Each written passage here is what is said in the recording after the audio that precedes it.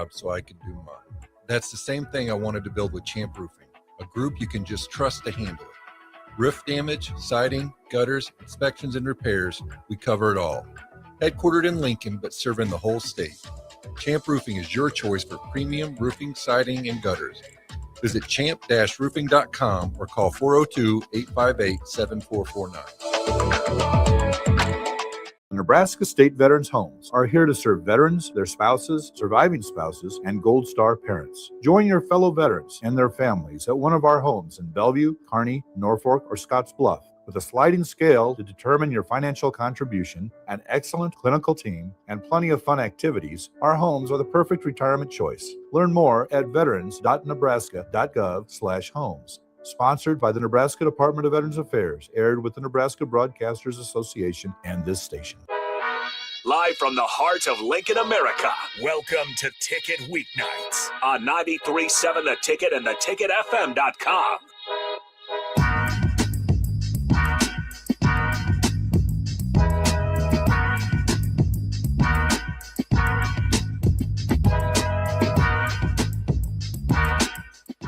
All right, welcome in Ticket Weeknights. Harrison Arns on the ones and twos. As always, we got Tristan Gomes filling in to my left. No Ashley Mitchell for tonight as she's taking care of some business. You can imagine a busy schedule going through law school. So with that being said, I got Tristan Gomes to my left, and we're going to talk some NBA. It's been a long time since I feel like we've really spent an entire segment talking on NBA, and we're getting to that point of the year where I think even, the fans really start to tune in, the casuals, I should say, because basketball, NBA in particular, as its popularity seemed to wane a little bit, you have to wait till quite a ways after the All-Star break, and it's already April 2nd. I got about, a little bit more than a month, and then we'll be talking playoffs already. But Tristan, before we get into that, how's it going here on April 2nd? Doing well.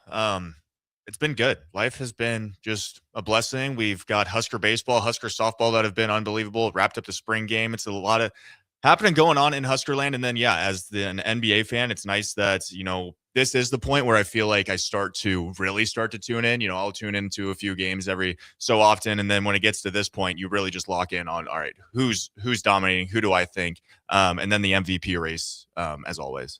What's your team? Well, NBA fan. Yeah. You're from Seattle?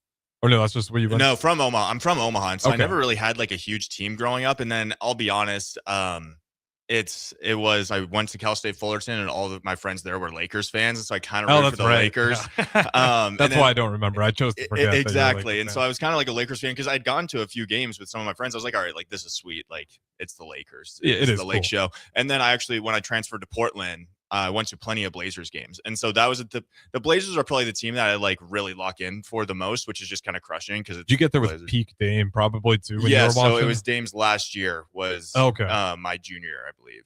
Okay, well, so that was sweet. I got to see Dame play like all the time, and that was kind of when Jeremy Grant was still kind of going off, and Okay, and when the Lakers played, was it Crypto Arena when you went there? Yeah. Okay, so were you there at the Staples Center at all? No, I don't think I ever made it to the Staples. Okay, so you definitely didn't ever get to see like Kobe play. No. Okay, okay, had to check that out. Well, that would have been sweet. I think if I did get to see Kobe play, I would have been a Lakers fan for sure, and just be like, this is my team. Oh, 100%. Like I'm not gonna lie, I was like a partial Lakers fan just because I loved Kobe Bryant so much. Like he was such a fun guy to root for. So I totally understand that one. Well, this will be fun then because you got a dog in the fight for what we're gonna be talking about here, the NBA MVP race. I think you maybe argue like 4 guys. You maybe could have argued 5 with Cunningham, but then he's going to be out. I just saw for another entire week with the collapsed lung. So, due to injury, he's just going to keep falling behind. I feel like you're probably looking at Luka, Shai Gilgeous-Alexander, Jokic, Wemby. Thank you. I was forgetting about the rookie, which is hard to do for how freakishly tall that guy is. He's 6 out right away. Are you surprised by really just Victor Wembanyama? Because the other 3 guys, I think we all knew if they're healthy, they're superstars in the league. Yeah, I don't think anyone was surprised by Wemby. I think when he took, the league, we all saw that he was a freak. It was kind of, what Giannis was doing during his MVP season is that once he gets into the paint, like there aren't guys that are tall enough to stop him, and then also athletic enough. I think that's the thing that makes him so tough to guard is that you can't guard him. Like I was watching the Warriors Spurs, I think that was last night, and they had Draymond on him. And Wemby, and then I think they started out on like a 12-0 run. Wemby had probably like 8 of them. And it was them just getting Wemby the ball, him getting into the paint, and then just reaching over and just laying it in. And the thing is like, he's not one of those guys, which I think is awesome that the game has expanded to this, where before it felt like 7-footers and the big guys, like they only belong to the paint. You think of like, the Brooke Lopez, like guys like that they were just like in the paint, in the post. And now you have guys that can spread the floor. They can dribble a little bit. They can handle it. And that's what Wemby is. And, Jokic is obviously in that same category. But I don't think anyone was surprised by Wemby. I think it's just this is the time where he's gotten comfortable and it's his team and he's just taken over.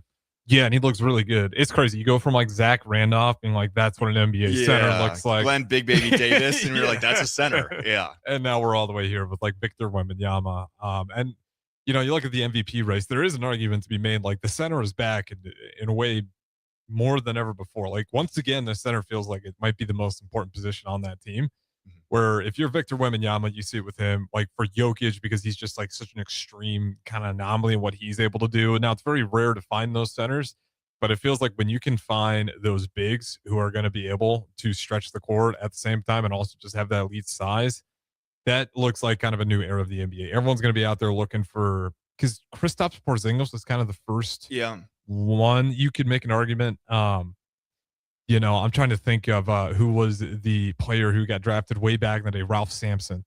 He was another really big, tall guy, and he was supposed to be kind of like a early Victor Wembanyama, of a guy who can, rebound. He's sitting there at like 6'11". He might have actually been 7 foot tall as well, but was just a different thing than anyone was able to see before. And then after Ralph Sampson, it kind of faded out. And then we're at the point we're looking at Victor Wembanyama. He's averaging 24 points per game, 25, we'll round it up, 11.5 rebounds, 3 assists, and he's averaging 50% from the floor. What I really need to go look at is give me this guy's blocks on the year. This is where he's just been an absolute menace. So far, he's actually not as many as I think, but he is averaging about 3.2 blocks per game as well. I don't think he's the MVP, but I think it's obviously a hell of a run for him right now. But it's also tough because if you look at the Spurs without Victor Wembanyama, they're really probably not even in contention. Yeah, I think he is just an absolute mismatch nightmare. And I think this is a topic that I want to hear just your thoughts on. Is you said how kind of that stretch big is a position now that, a lot of teams have to have if they want to have any success or be one of the top teams in the league. I think guys like, Steph Curry have almost made it like that, where shooting became such a thing. I mean, because the Zach Randolph, the big, Glenn Big Baby Davis, they weren't shooting threes ever. And then it got to a point now where the league is so, 3-point based, where you have to be even a power forward that can knock down the triple every once in a while. And so how do you set yourself apart? If everyone can knock down the three, if so many guys are taking threes, you have to have something that sets yourself apart. And so having one of those stretch bigs that is a mismatch nightmare, that is not just a guy that you're tossing into the post as, a prototypical center. It's a guy that can spread the floor. And so instead of having just 4 shooters and a center on the floor, you have 5 shooters and a guy that can make an impact in the paint. Yeah, I think like the biggest separators you can find are like just playmaking ability. I think you just kind of get to the point with the NBA where it's like, listen, you're going to find great 3-point shooters everywhere. You're going to find teams that are really great on defense. Looking at the OKC, a lot of people say like, hey, they're hacking a lot or whatever. But if the refs are letting them do it, that defense can really get on you. But to me, like that's the element that just kind of keeps spreading these guys out. Like if you go look at what made LeBron great, a lot of it was his athleticism. And then as he kind of went on, like his playmaking ability is what made him better than so many other people. Same thing for Nikola Jokic. It's clearly not his athleticism that makes him the threat he is. No, it's that playmaking ability. Same thing for Luka Doncic. What made him so good? Playmaking ability. Even James Harden, he doesn't get enough credit for. He is one of the best playmakers. His assist totals year in, year out. So like, if you're talking about like the center in particular, or if you're talking about like a team, how do they differentiate themselves? Like, it's a tough one, but you got to do a really good job scouting. And I think you're just looking for like the NBA has gotten so good to where you're not just going to be able to bully anybody with like athleticism or like, I think you just have to find geniuses in terms of like basketball IQ, because even the guy like Steph Curry, like they just understand the game a few steps faster than everybody. And then you go look at the numbers again. That's why Jokic shoots outrageous numbers, is he's just reading defenses ahead of time. That's why he's able to lead the league in assists for, I don't know, it might be like 3 years in a row now. It's just that IQ, I think, means everything. And as years go on, now we're in 2026. Like, I honestly think that's one of the biggest elements to creating these modern day superstars. Yeah. And I think for so long it was for a while we just had that super team era where it was, if you had 3 guys,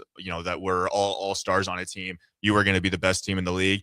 And now I feel like There's so many super teams, and the teams that do absolutely dominate are the ones that do have a few guys that have that playmaking ability, not only for themselves to go get a bucket, but they just make the guys around them a lot better. And so I think that's why, a team like the Spurs or even, OKC, all of last season, you wouldn't say that was the most talented roster in the NBA. When you look at it, a Lakers team that has Luka and LeBron on there, like that's just not what a lot of fans would think. And then you look at a team like that where you have Shea, you have Chet Holmgren, you have Jalen Green, like Jalen Williams, who just like play so well together. So when everyone is so good now and there are so many super teams, it's about who are the guys that can get a bucket, but also make the guys around them better. And I think that's what we're seeing right now in the NBA.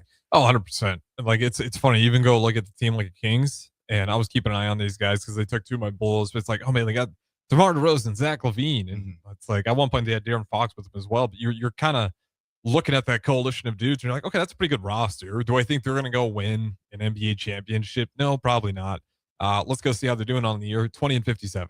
Now, obviously, there's been some injuries and things along that. They haven't all been playing, but just shows that even if you get some good players, it is so tough out there in the NBA that if you don't have like some real X factors on that team, and for OKC, it's obviously SGA, and then just ridiculous bench where they have so many dudes they can kind of throw in there and a lot of young guys. So yeah, I just think the NBA, there's so many people out there that are incredible. And shout out to Ralph Farley, who's making me lose my train of focus there behind on the glass window.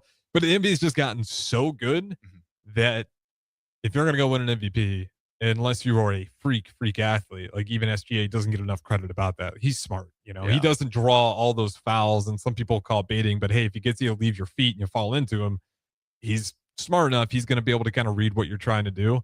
So I always think that's the biggest differentiating factor. And let's talk about some geniuses, because Victor, he's up there, and he's kind of that outlier because he's still young. Obviously seems like a pretty high IQ guy, but a lot of what he does is like, you don't need to be a genius to figure out, well, I can just rise up and throw this down over everybody because there's no one that stands a chance.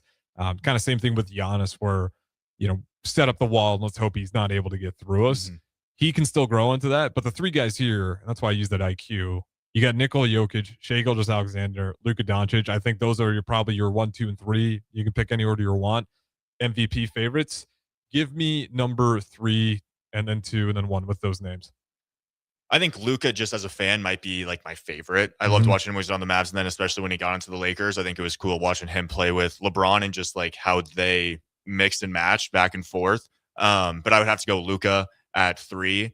And I think he's been playing absolutely unbelievable. He's on a real hot streak. He's on a hot streak. The Lakers are 3rd in the West right now. Like, as a side note, real contenders with what they've been putting on tape this past month in particular? I think so. And I think we're still in prime Luka, I believe. And then also when it comes to LeBron, like he has, slowed down just a little bit, but I still think he's arguably one of the best facilitators in the league. And by the time that the postseason comes around, he's going to be in full swing. And so obviously you have a lot of confidence in them, but then also in the West with the Spurs and the Thunder, like those are 2 teams that are ahead of them that are also really good. Yeah. But, just based on Luka's production this year, I think he has made the Lakers a contender in the West. But in the MVP race, I'd have to put him at 3. Okay. He's currently he does lead the league in points with 33.8 rebounds, doing actually solid there. He's averaging 7.8 rebounds. He's averaging 8.3 assists.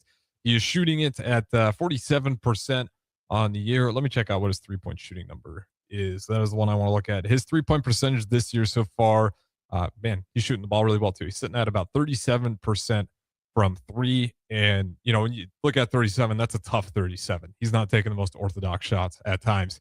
All right, give me number 2. And this one, we'll see if you go with what I'm thinking. Yeah. Honestly, I'm kind of biased to like the basketball that I like to watch. And so I would go SGA at 2. Okay. And we'll kind of talk about these guys at the same time. SGA currently is averaging 31.6 points, 2nd in the league behind Luka Doncic. He's got 4.4 rebounds, 6.5 assists, shooting it at about 55%. And at the 3-point line this year, he is shooting the ball pretty exceptionally well, 38% from 3 this year. He's taken about 4.5 a game. Free throws, because people like to know that number. He's averaging about 8.3, making about 9.4 free throws per game. So he is under that 10 free throw margin. which 22-23 was technically his biggest offense if you're really going to make us think about the free throws, but significantly more than maybe some other players out there. Although I'd argue Luka's kind of in that same woods, really, when you look at how many fouls those guys get. Why Shea at 2? And then obviously that puts Jokic at 1. So why you putting Shea Gilgeous-Alexander for currently sitting at second at runner-up for the MVP? Yeah, I mean, when it comes to MVP, I mean, his most valuable player, and they just came off a championship that was led by him, and then this season they're the first in the West. Do they have the best record in the NBA? Overall, I think still yes, even despite being in the West. I'll double check the standings, but I'm almost positive they're still sitting. Yeah, so they all like he is the guy that is leading a team that is the best team right now in the NBA, and his stats are also proving it. But I don't think it's so much, putting him at second because of his production. I think it's just because of what Jokic is doing, and I think it's unfortunate because it seems like it felt like LeBron was the same way for a few years, and even Jokic now. Is guys will have so good of stats that like if this was someone different, they're the MVP easily. Yeah. Like if this is someone who hasn't won an MVP, it would be them for sure. But then when you've already seen it a few times, you go, well, this is just what he does. Like this, and Jokic is that guy. I mean, he's average. He leads the Nuggets in points, rebounds, assists. He leads the damn league in assists, rebounds. Exactly. And is he averaging a triple double right now? Yeah, it's ridiculous. 27.7 points, which is still good for 8th in the league. He's averaging 13 rebounds first, and he's averaging 10.8 assists, which is first. And he's doing it all, by the way. He's shooting at about 57% from the floor. Yeah, which is crazy because a few years ago, and the game has changed. But when Russell Westbrook was doing this, averaging triple double, like people were losing their minds. They were like, this is something that doesn't happen. This is impossible. He's a unicorn. And then Jokic has just been doing it consistently for years now. And so I think it's the MVP voting needs to come down to, yes, we've seen it. Yes, it's Jokic, but also like, this is unbelievable what he is doing. Yeah. And that's kind of where I felt, it's tough, right? Because I totally get the Shea Gilgeous-Alexander argument. Like if the winning part matters, I'll never tell anyone that's not like a valid argument to make, because if you're looking for the most valuable player, a lot of people will say, and I think it's fair to say, yeah, key category is, are they winning games for your team? And Shea Gilgeous-Alexander, I think the OKC was like the favorite last year, despite it being a close MVP race. And clearly they were rightfully favored as they went out there and got. But I honestly thought Jokic, like, would this be 4 in a row if they gave him last year? How many would he's racked in a row by now? If he got last year's over SGA. If he got last year's, would this be year 3? I think, yeah. Year 3, not 4. Okay, either way. Yeah, I think you are getting to that point to where it's same argument with LeBron. We could have had a run there where we give it to LeBron, maybe not every year, but you're looking over like a round of 10 years and you're like, how does LeBron have all these? Well, he's just been the best player, but there's always a little bit of narrative behind it. I think what will happen is there's a real good chance that I wonder if Victor Wembanyama gets it, because that narrative story always seems to really matter. Otherwise, I think they might double up on Shea Gilgeous-Alexander. There's something about Jokic's game to where, I don't know why, it just doesn't seem to really be as sold narrative-wise. I think because it's at the beginning of the year, he was like dominating. Yeah. And then not much changed. He was hurt for a month, and then he came back right away, and then he climbed all the way back to the front. And then it just kind of fell off, and he hasn't really been having horrible games or anything. It's just guys like Victor Wembanyama down the stretch have been really turning it up, but then you still go look at the stats and it's like, well, this guy's still leading into, you might say, of the most important categories. He's just averaging under 30, and then he's shooting the ball at 38%. Out of the Shea, SGA, and Jokic has the best 3-point shooting percentage.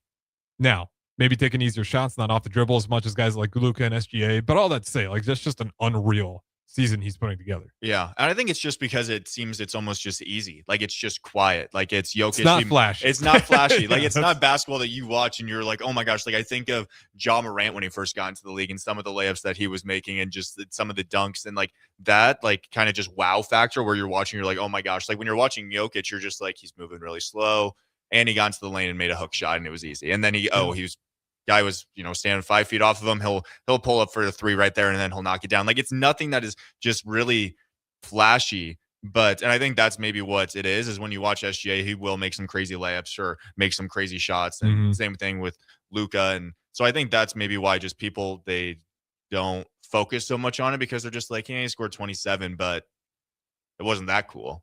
Yeah. And I feel like people that haven't watched him just don't give him enough of a chance, because like he isn't flashy, but I had to I correct that a little bit, because he's still gonna have like 5 plays a game where you kind of just wonder like, what the hell happened there? Yeah. Where he makes some like unreal pass where it's just become a thing now where people don't lose their minds like they used to, but him just doing like the quick touch pass, no look behind his head, open dime, like people like get excited, but when that first happened, people are losing their minds. Like quick, not looking again. All these are like no lookers where he's just IQ wise, he's ahead of the defense by so much. He knows what they're trying to do, and he'll just find these windows and throw these passes, and then guys like Aaron Gordon really feast off of them. But we get so used to it, and so if you're not like sticking around to look for those like moments where you just see it like in real time how ahead of the game he is, then I don't know if you'll ever really fully appreciate it. Yeah. But with SGA's point, how flashy is that game style either? Where he's a great 3-point shooter, he's great off the dribble, but I'll be honest, man, when I watch OKC games, and I don't like any beef with the OKC, they're not the most entertaining games for me. No, not at all. And I think when they are at the free throw line as much as they are, and I know that, might be an outdated argument. I think to be fair, NBA problem. For sure. This is not like a Thunder specific problem. But like when you're watching these teams, and maybe that's why it pisses me off, I'll be honest. Like you want to watch great players, and then you end up watching a free throw. You watch a free throw match. Yeah. And honestly, it reminds me a little bit of like the tush push. Like it's something that you're just watching and you're like, why, how do they keep getting away with this? They can't keep getting away with this. And so I think it's one of those things where as fans, we're just like, and here we go again. We're watching another, flop by SGA, or he's getting to the line, but it's one of those things that works. And so as a team, as an NBA team, as fans, they don't care what we have to think. As a team, you go, this is a way that we can win games. We can get to the free throw line. We can knock down shots there and, extend leads, win games. And so I think it's just one of those things that, kudos to SGA of taking advantage of it. And then also he's doing other things as well. It's not like he's averaging, over 25 a game just because he's also shooting at like a 38% from NBA 3 range. Exactly. So helps. Like he is doing a lot. I think it is just as you're watching a game as a whole, there's just not a whole bunch of novelty to it. You want a little bit more of like that wow factor that I feel like we got when they weren't calling fouls so easily or letting guys flop all the time. Yeah, and I feel like people are like, yeah, man, you got to go back to like the Bill Laimbeer Detroit Pistons days. And it's like, no, like literally just go back to Warriors Cavs. Yeah. Like that era was like to me like kind of perfect where like you had the newness of the 3-point shot. Well, not newness, but just like someone taking the pure dominance and showing like the lethality of it. And then you still had, just the elite like people that are going at the rim, but you're not seeing whistles all over the map. Like I think of like what Kyrie was doing. Like he was just had the handles that everyone wanted as a kid growing up, and he would just put moves on, get to the rim, and his goal was to put it in the bucket, not to draw a foul to get to the line. Yeah, and like I don't know if you've watched like Anthony Edwards. Anytime he plays OKC, the dude loses his damn mind. Yeah. He doesn't ever flop, and I respect the hell out of that. Yeah. So like when he doesn't flop and he doesn't get calls, like he is just relentless on the refs. Like all his tees, I think maybe outside of one, like have come from OKC. Like he gets so mad in those games because he's not flopping because he's just in a personality thing. He doesn't believe in that or whatever, and he will lose his mind because you'll see a call on the other end. So you have that whole dynamic. Have you followed the Ethical Hoops account? No. I'll get a quick tip for everybody, especially NBA fans out there. It's such a great account. It's on X. You can go look at it, and it's called Ethical Hoops. And they'll just like have these games where they grade out like really big scoring numbers. And then they'll grade it as to ethical hoops, unethical hoops, or straight up war crimes. Yeah. And the war crimes are games where it's like, okay, wow, 29 points. And then you're like, he was 2 of 11. Oh, he shot 25 free throws. So when you really look at it, you see that it's not just an SGA problem, but the way the game's officiated now, like you have the quote unquote war crimes happen with random players every single night where, again, it's more of an officiating problem than you want to blame it all on SGA. With that being said, I'm actually right with you. I got Jokic right now, SGA at 2, Luka on his tail. Luka's also on Jokic's tail. I think he can make a run there where he's just, again, kind of hitting unreal numbers. He's averaging 33 points. I'd have to look at what it's been over the past month. But if he gets the Lakers, all the way up there in that West, and they're at 3 right now, if he bumps them up into 2, like you could have a serious argument there. With that being said, we'll go ahead through it to break some NBA talk. Take Weeknights with Arens Tristan Gomes. Talk to you on the other side. Bauer Underground has been serving local contractors and utility contractors all across the state since 1997. When you see the black and white trucks, you know that the best workers in the business have arrived. Bauer is currently looking for equipment operators, laborers, diesel mechanics, and aerial linemen. Join the brotherhood built on hard work, authentic people, and a pedigree of success. They're offering top-notch benefits, a matching 401k, and a $600 per year clothing allowance. Bauer Underground, a family-friendly company with plenty of room for advancement. Spring sports are here and it's time to upgrade your equipment. But don't go rushing to your big box store. Play It Again Sports is your place to go for all spring sports equipment for baseball, softball, golf, and disc golf. Play It Again Sports has quality, slightly to gently used equipment, and 50% of their inventory is actually new equipment. And don't forget, buying from them is a great way to get new products with great discounts by also bringing in your used items for store credit or cash on the spot. Play It Again Sports at 48th and Vine. There are so many realtors in Lincoln and Omaha, but don't get overwhelmed by all the no-names, plus all the different companies. Ben Bleicher with Professional Realty Group at Berkshire Hathaway Home Services Real Estate is your go-to option, whether buying or selling residential, luxury, leasing, investment properties, or commercial property, small or large. Ben's team offers decades of experience, unbeatable customer service, and promises to fully protect your interests throughout the entire transaction. Call 402-419-6309 for all your real estate needs. Ben Bleicher with Professional Realty Group of BHHS Ambassador Real Estate. Hey Husker Nation, this is Todd Euler, two-time national champion, here to talk to you about Window World Lincoln. At Window World, we specialize in replacement windows, doors, siding, and roofing. Whether you're looking to enhance the beauty of your home or increase its energy efficiency, we've got you covered. And here's the best part. We offer the best for less. Our team is dedicated to providing top quality products and exceptional service at affordable prices. We want to earn your business and make your home improvement dreams a reality. So why wait? Contact Window World Lincoln today at 464-7313 or visit our website at WindowWorldLincoln.com. Window World Lincoln, where quality meets affordability. 93.7 The Ticket is Lincoln's home for Kansas City Royals baseball in 2026. Catch all the action as Bobby Witt Jr., Salvador Perez, Vinny Pasquantino, and a pitching rotation led by Cole Reagans try to lead the Royals back to the postseason. That's Kansas City Royals baseball all summer long on the air in Lincoln at 93.7 The Ticket. Shopping for new flooring is different today. Getting your questions answered, making the right selection, getting the best value, and installed quickly and professionally. Visit ostreetcarpet.com or shop our store. We'll answer all your questions and help you make the right choice. You'll be enjoying your new floor in just days for less than you'd pay elsewhere. Carpet, vinyl, wood, laminate, tile, and area rugs. We've got it all. O Street Carpet. 1732 O Street. Family owned and operated. Always the best value. John just tried Renza's new Jammin' Bacon Cheeseburger with its sweet heat bacon jam, pepper jack cheese, bacon, and cream cheese. Whoa, this burger's like totally What? you know, boom, boom, boom, boom. Not sure I'm getting it. It's totally jammin'. Ah, I see. Well, don't jam with your mouth full. Try the Jammin' Bacon Cheeseburger. Because from the way we make it to the way it makes you feel, Renza makes it all better. Are you looking for an exciting new way to put your skills to work? Explore new career options in the fintech industry at Currency, a Sandhills global company. We offer full-time positions in financial sales, compliance, operations, and other fields. We also offer a 4.5-day work week, an attractive benefits package, and opportunities for advancement. Put your motivation to work and grow with us at Currency. Visit gocurrency.com/careers to learn more.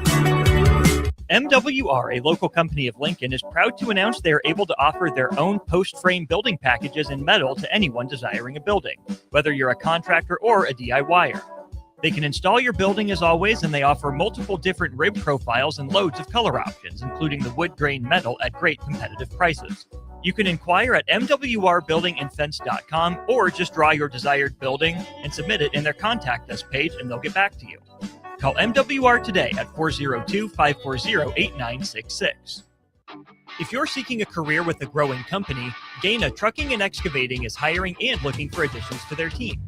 Gaina Trucking has a strong team culture, competitive pay, 401ks, and benefits like health, dental, and vision. Drivers are guaranteed 40 hours per week, even in the winter months, and are home every night. Start your career today at Gaina Trucking and Excavating. Apply today at GainaTrucking.com. At Parkview Animal Hospital in Lincoln, it's not just their professional care that sets them apart, but their warm staff and state-of-the-art facilities. Whether it's for a routine checkup or a comprehensive medical procedure, at Parkview, your pet isn't just another number, but a valued member of their caring family. Visit them at PAHLincoln.com today and in person just south of 14th and Pine Lake Road. Parkview Animal Hospital, your pet, their passion, for happier, healthier, furry friends. 93.7 The Ticket is proud to provide listeners with daily opportunities to win contests and prizes on our airwaves, and would like to take this opportunity to remind you of a couple rules. All participants must be 21 or older and must wait 30 days after winning a prize to participate in another contest. Once you win, you have 30 days to pick up your prize at the KNTK Studios, 1040 O Street in Lincoln, where your prize will be forfeited. Thank you for participating in our contests, and thank you for listening to 93.7 The Ticket. Back to Above the Noise. Good morning, Breakers. This is Scott Miller from Midwest Bank. When I recently joined Midwest Bank, I was immediately impressed by our exceptional service. My first customer made the switch from a large corporate bank and didn't have to wait in line or call a 1-800 number. We treated him like family. He now visits the bank just to say hello. While other banks go corporate, we stay Nebraska. Visit us at midwest.bank or drop by a branch today. Your community, your bank. Midwest Bank. Member FDIC. Back to The Ticket weeknights on 93.7 The Ticket and theticketfm.com.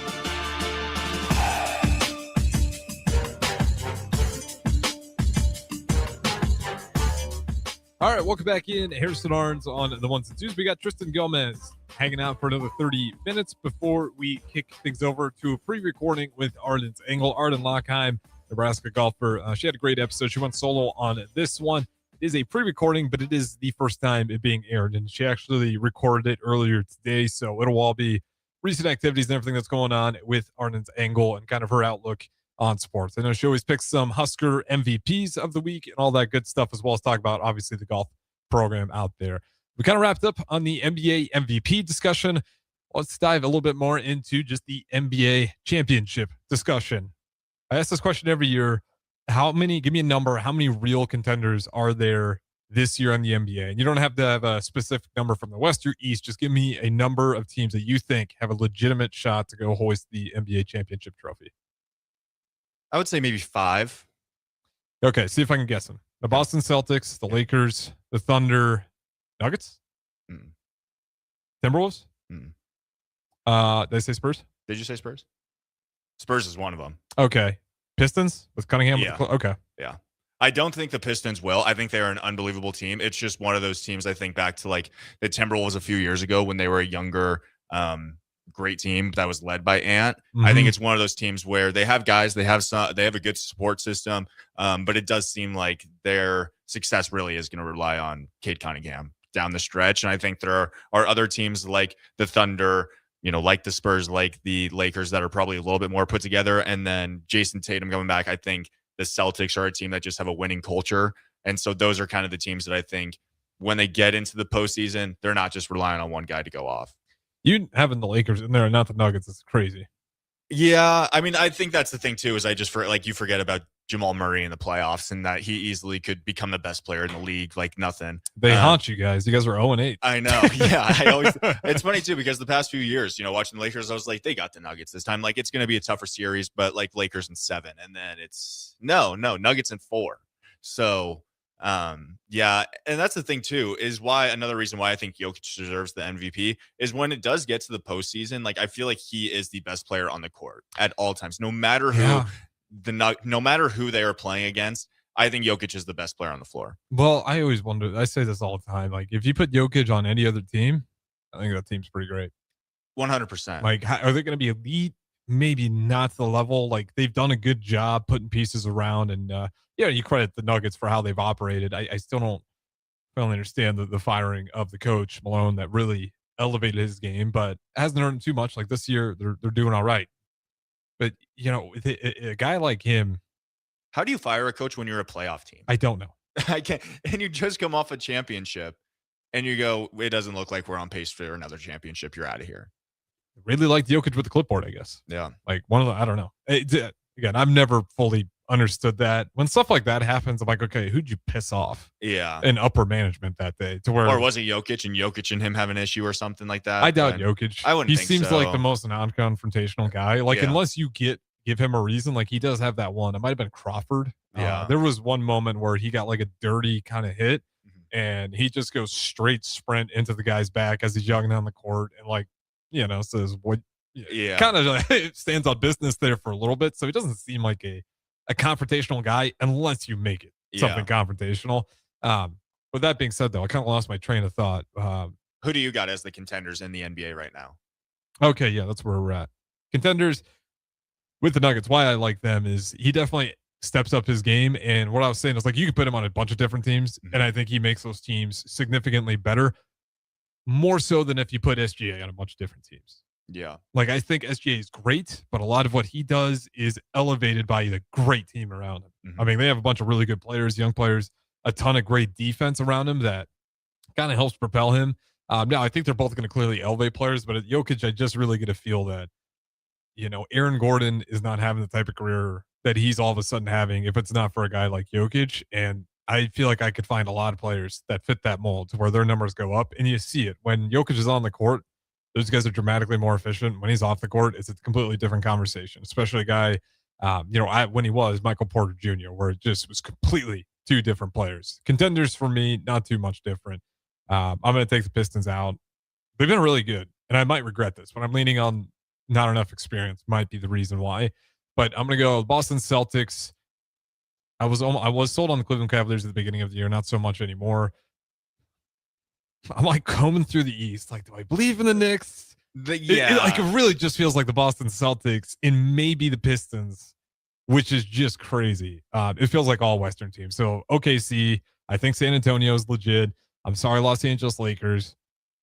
Give me Denver and give me Minnesota. So I got 1, 2, 3, 4, which feels mighty disrespectful to Houston, but there's something about Houston. I just kind of same thing with Detroit. Until they do it, it's hard for me to believe them. One team from the East and that's about right. 4 from the West. Yeah. And honestly, as little defense or just how the defense is kind of depleted a little bit year by year, it feels like in the NBA. When it comes to postseason time, I feel like it is teams that really can lock down on defense and get stops as well. During the regular season, it is a long regular season. You can tell watching some games that there are plenty of times where guys are, trying to contain their energy. They don't want to go, full out for 2 minutes on the offensive end and the defensive end and then just be out of the game or be exhausted. And, you have to have some stamina and, sustain that for a long season. But I think once the postseason comes, you really see who are the top defenders in the league and who the teams are that can get stops when they really need to. And I think that's one of the reasons why, the Lakers the last few years against the Nuggets have really struggled, is just because they struggle on the defensive end. And Jokic is unbelievable on defense. Well, when Davis was your anchor too. Yeah. For those, not last year, of course, but for a few of those years, and Jokic is still finding a way to walk off with 40, like, that's tough to deal with. And it wasn't even like horrible defense by AD. But if like you're not going to be able to stop the star player at all, well, then your role players really better step up. And they just didn't have the guys. Unlike OKC, where, if OKC's playing the Thunder, or excuse me, if OKC's playing like the Nuggets and Jokic still goes off, the rest of that team defensively is good enough to kind of suppress everybody else on the court for that to bounce out. Yeah. And then they have a few guys. I mean, like Jalen Williams up there. 100%. And like they have multiple guys. Hartenstein's another guy. You have Chet Holmgren. Like you have guys that also can step up and surround that team. Caruso still on that roster. Yeah. And so there's plenty of guys that I think really do lock it in on the defensive end. And so I think that's why, teams like, the Knicks struggle at times because they have quite a few scorers. They can't get stops at times. The Lakers, that's been kind of consistent, with, LeBron being older and just not having Anthony Davis or a consistent big man presence. And so I think that's where defense really comes into play. And so you have these all-stars on offense who can lock down on D, though, to stop those all-stars. Absolutely. But that being said, that's about all I got on this. And bright news, my Chicago Bulls finally eliminated, which is good. Yeah, I don't want to watch that team in the play-in year in, year out. Speaking of the Chicago Bulls, what is your reaction to the Jaden Ivey situation? No, I'm just kidding. I'm not going to make you break that down. Kind of put me on the spot. I was like, oh, yeah, this is... no, that's a tough one. We'll leave the religion and all the politics out of it, but it's just absolute craziness. And what we can say about it, though, whatever the reasons that they said they did it, they didn't want to pay that man. Like, in that, whether they, it wasn't because of whatever his thoughts were. We see this happen all the time. Me and Raph were talking about, we've seen some players do some pretty bad things, that involve violence. And if they're a good player, usually it works out and 4-game suspension, slap on the wrist. With Chicago Bulls, like, it was a situation where I don't think they thought, he was worth the money. And again, trying to figure out a way to get out of it. And it just kind of blew up into this whole other thing. So I know my 2 cents on it because it is fair enough to bring up since it's being talked about a lot. But yeah, I was going to make you dive into that part of it. But I mean, just what are your thoughts on, just kind of the interesting ways that you'll find these players that, again, I don't think it ever really matters. If the guy's good enough, they're going to play. Yeah, I mean, it's in all leagues too. I mean, we see it in the NFL so often. It was an issue. It felt like Roger Goodell, when he first became the commissioners, there was a lot of things going on where if it was a guy that didn't bring much value to a team, they almost seemed like they wanted to set a standard. And I think that's kind of what the Bulls are doing. If it was SGA on the Thunder right now, they're probably giving him a slap on the wrist, like, hey, sit in timeout, maybe 1 game suspension, if that. So I think it's one, they don't want to pay the man. It's easier for teams to set the precedent when they don't want to pay someone. Exactly. And so I think that's what a lot of it is. But it is interesting. I feel like there are times where it's sports. You see it. Like this guy can be the biggest nuisance in the locker room. And you know what? He brings us X amount of wins. Yeah. So everybody complaining about that guy, I'll ship you out the door because you're not going to bring me wins. That guy will, as much as you might, not agree with him. So there's always that element. So whenever you see stuff like that, it's a business. Exactly. They find ways to. It comes down to money and what value are you bringing to the team, and I think that was kind of that situation. Exactly. Yeah, I don't think it was an emotional decision. I think that was a monetary one at the very most. So we'll go ahead and throw it to break. We'll talk some NFL on the final segment. I want to get his thoughts on a couple of quarterback moves. One in particular. Don't go anywhere. Take Weeknights. Harrison Arens, Tristan Gomes. We'll talk to you in a bit. Finally, a good reason to have a smart house. Just say, Alexa, play 93.7 The Ticket, and we'll magically start playing. How's it work? Nobody knows. Don't ask questions. Hey, it's Grant Wister. I co-founded Champ Roofing because I wanted to build a company with real integrity, the kind where you actually trust the people working on your home. We do roof replacements, inspections, gutters, and siding all across Nebraska, Lincoln, Omaha, and everywhere in between. Every job, we show up on time, do the work right, and stand behind it. That's what Champ is built on. Check us out at champ-roofing.com or give us a call at 402-858-7449. Are you tired of living in pain? At Prairie Orthopedic and Plastic Surgery, they make it simple. From head to toe, spine to extremities, they've got you covered. Their multi-specialty team of experts in orthopedic surgery, plastic surgery, podiatry, physical therapy, and occupational therapy all work under one roof to get you back to living life pain-free. Don't wait another day. Visit prairie-ortho.com today or call them at 402-489-4700. Prairie Orthopedic and Plastic Surgery, where healing begins. Time for a new AC? Call Bryant. Get rebates now and lower operating costs every day. For comfort and efficiency, call 467-1111. Bryant Air Conditioning, Heating, Electrical, and Plumbing. 93.7 The Ticket, Fox, KFXL weather. Brought to you by Bryant Air Conditioning, Heating, Electrical, and Plumbing. We're looking for a forecast for today. Showers likely this morning, then decreasing clouds this afternoon. See a high around 58. Tonight, partly cloudy skies with a light breeze, a low around 39. And tomorrow, a chance of showers, otherwise mainly cloudy skies will be breezy, a high around 60.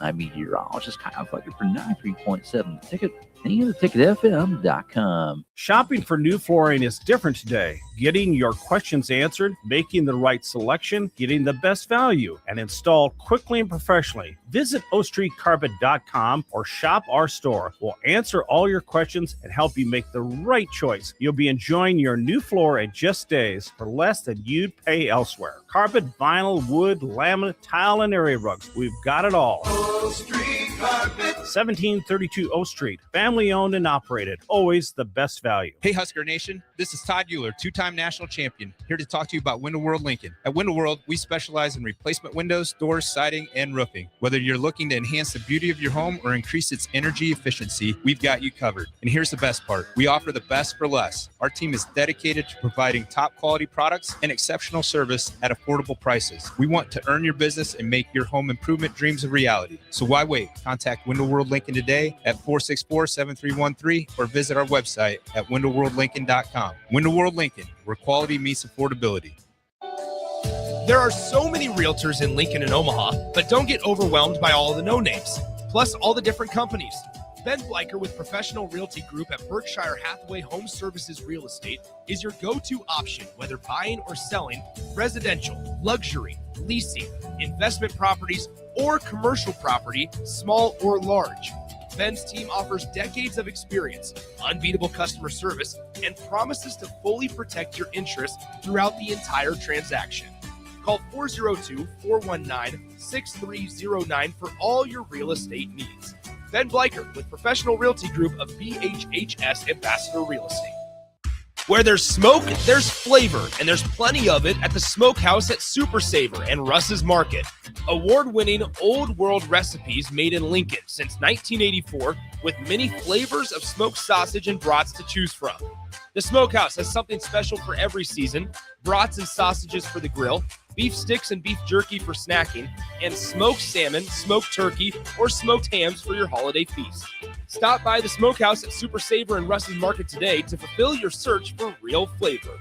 MWR, a local company of Lincoln, is proud to announce they are able to offer their own post-frame building packages in metal to anyone desiring a building, whether you're a contractor or a DIYer.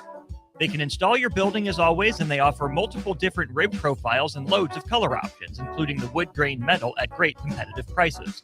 You can inquire at mwrbuildingandfence.com or just draw your desired building and submit it in their Contact Us page, and they'll get back to you. Call MWR today at 402-540-8966. When something breaks, you want someone you can trust to fix it right. Empire Repair is now open in Waverly and ready to serve our community with reliable auto repair and maintenance. From routine service to bigger repairs, our team is here to keep you on the road. Stop by Empire Repair in Waverly or call 402-786-2224 to schedule your service today. Empire Repair, proud to serve Waverly. Back to the Ticket Weeknights on 93.7 The Ticket and theticketfm.com.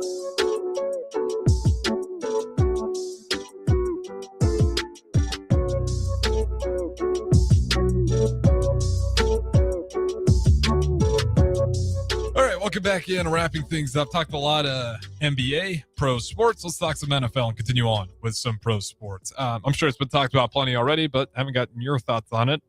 I love the moves by the Raiders. Some ultimate cap gymnastics. They essentially turn what is the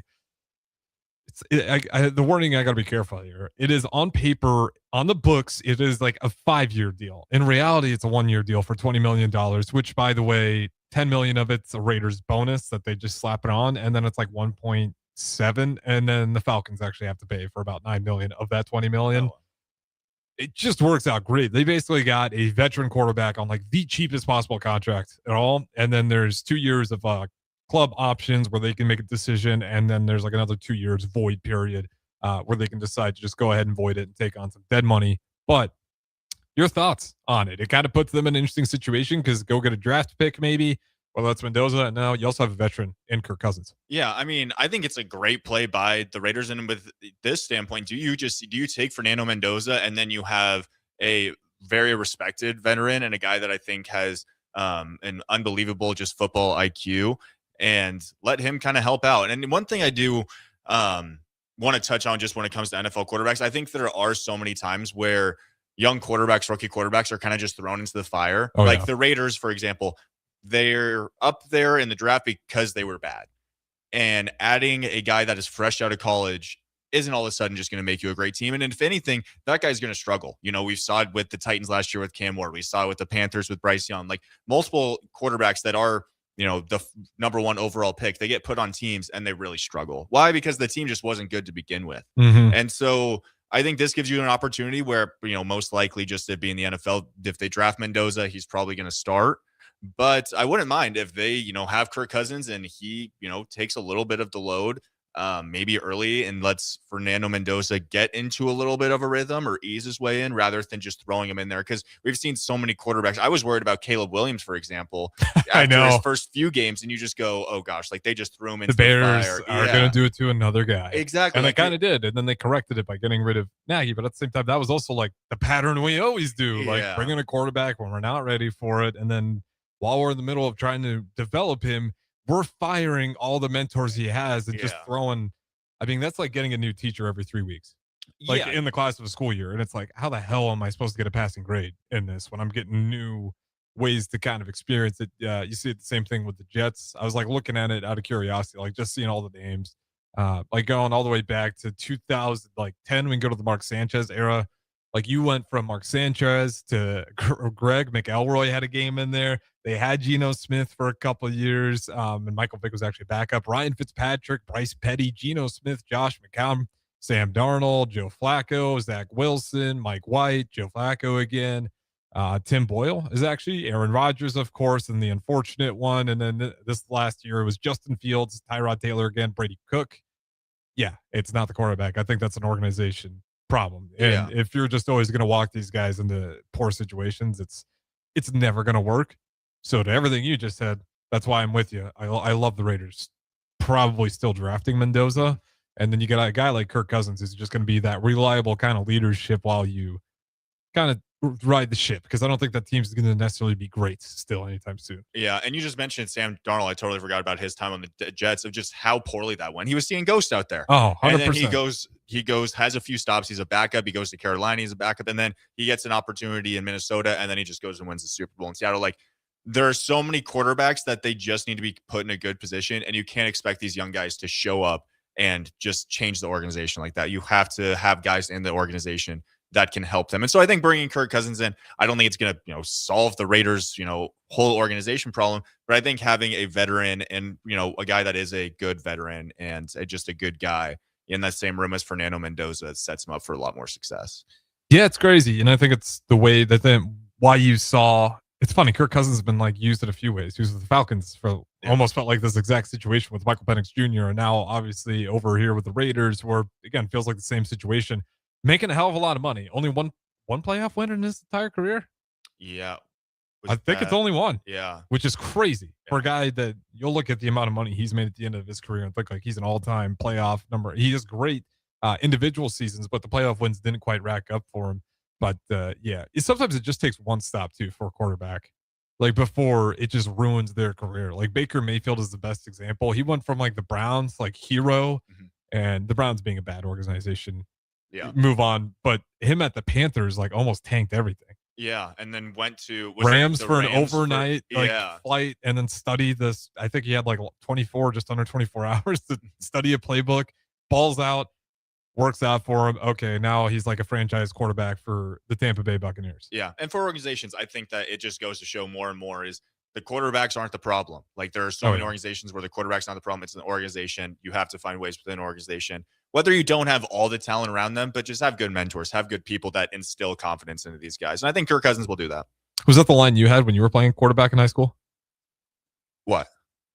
That the quarterback's not always the problem, it's the situation. Yeah, I always just blamed everyone else if anything went wrong. Or it's the coaches. It's my athletic department. It's my receivers not catching the ball. It's easier to, that just takes it off my shoulders. But no, I think as a quarterback, it's all about just confidence. And so much of it is having good people around you. So not that I'm blaming them if I did mess up, but just if I did mess up, they were there to help me out. And the confidence that they had a system that works. Yes. And I think that's where you see these go really south. Because I can almost guarantee you it got to a point with Williams. Think about Thanksgiving game where you're looking around what the hell are we doing? Yeah. I don't know if I can trust these people. And for a lot of players, I think as soon as they lose that trust that they can get them to that greatest level, that's when the thing kind of falls apart. But that being said, though, we do got to get out of here. That is Tristan Gomes. Appreciate him for hanging out for an hour. Don't go anywhere. Arden Lockheim, Arden Engels coming up next right here at 93.7 The Ticket.